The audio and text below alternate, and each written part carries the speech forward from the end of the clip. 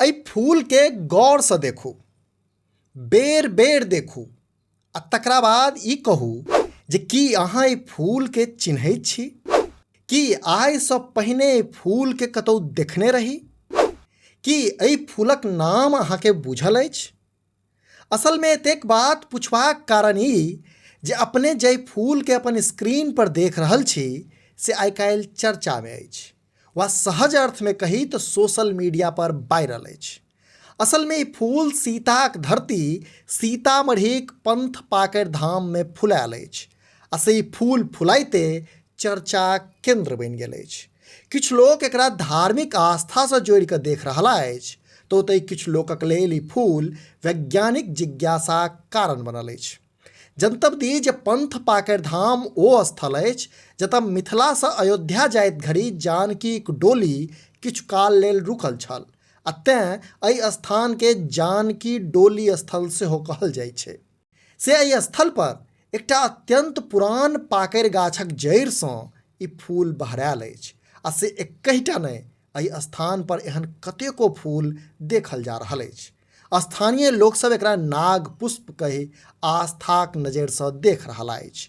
लोकसभक कहब छै जे अयोध्या में राम मंदिर निर्माणक लगभग 1.5 वर्षक बाद सीताक अंगना में एहि दिव्य फूल के फुलाएब कोनो देवीय शक्ति से कम नहीं अछि।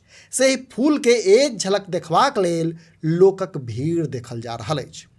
स्थानीय वरिष्ठ आ बुजुर्ग लोकसभक कहब छै जे एहन फूल ओ लोकनि पहिल बेर देख रहल अछि। फूल जड़ि से छीप धरि एकदम ललायल छै आ ऊपर हल्का पिरौंच पत्ती छै। से फूल अपने लोकनि सेहो अपन स्क्रीन पर देखिए रहल छी।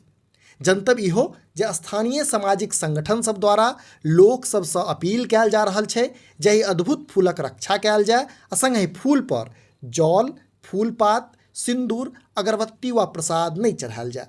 प्रशासन सेहो फूल के चारू दिस से बैरिकेडिंग कऽ देलक अछि आ जिला वन अधिकारी अमृता राज अपन टीमक संग स्थल पर पहुँच कऽ फूलक निरीक्षण सेहो कयलनि अछि। ओ जनौलनि अछि जे एकटा टूटल नागपुष्प के जांच हेतु देहरादून पठा देल गेल अछि। वस्तुतः ई फूल एखन श्रद्धाक संग संग शोधक केंद्र बनल अछि। अपने लोकनि एहि फूलक संबंध में की सोचै छी से नीचा कमेंट बॉक्स में अवश्य कही। अहिना समधियाक संग पुरैत रही। जँ ई वीडियो फेसबुक पर देख रहल छी तऽ हमर सबक पेज के लाइक करी आ जँ यूट्यूब पर देख रहल छी तऽ चैनल के सब्सक्राइब करैत जाय। वीडियो में अंत धरि बनल रहबाक लेल धन्यवाद। नमस्कार।